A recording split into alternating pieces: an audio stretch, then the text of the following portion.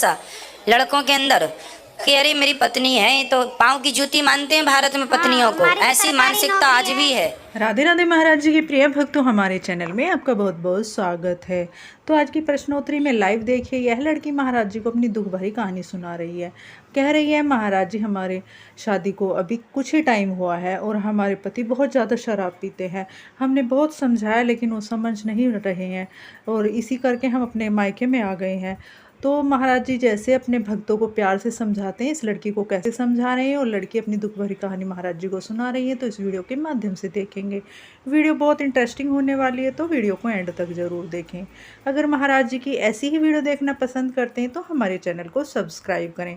तो video start करते हैं। जय श्रीमन नारायण महाराज जी, मैं कैलारस से हूँ जी। मेरा प्रश्न ये है कि आप कहते हो कि गरीबों को अपने साथ रखो, अपने गले लगाओ, जात बेब भूलो। मेरी उम्र अब 19 साल है। 16 साल से मैंने ये सब किया, गरीबों को अपने साथ रखा अपनी मेहनत पर। हमारा खुद का बिजनेस है पार्लर।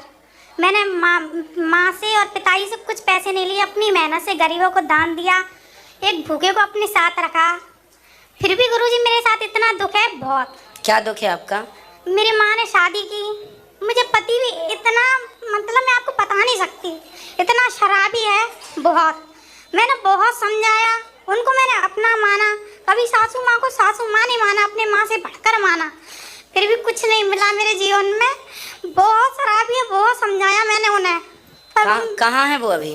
मैंने बोला उनसे, बात ही नहीं करते ना, उन्हें सिर्फ ये कहते हैं मैं कभी नहीं सुधरूंगा। मुरैना के। आप मुरैना से हैं? मैं कैलारस से हूँ और मेरी ससुराल मुरैना है। तो वो शराबी हैं? बहुत। यहाँ आए नहीं आपके संग?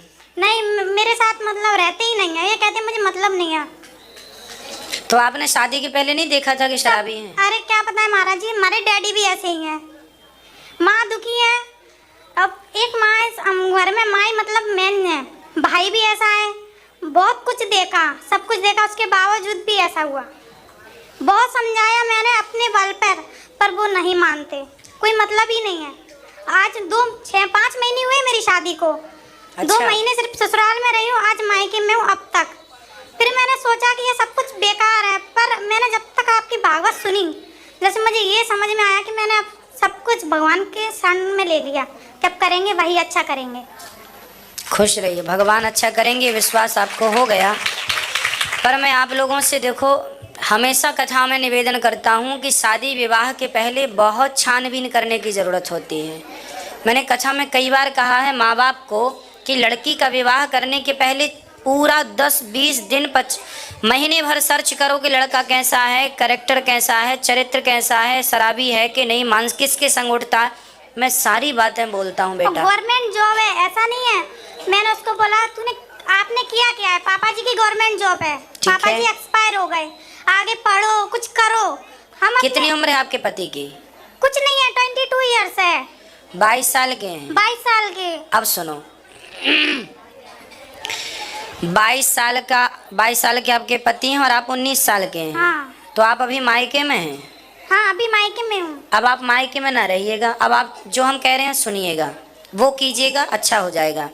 आप ससुराल जाइएगा, आपका पति जैसा है, जो कहता है, जो करता है, अभी करने दीजिएगा। केवल उसे समझाते रहिए, धीरे धीरे, एक एक बात रोज बताइए, एक एक बात रोज अच्छी बात बताइए, टोकते रहिए कि देखो गलत है।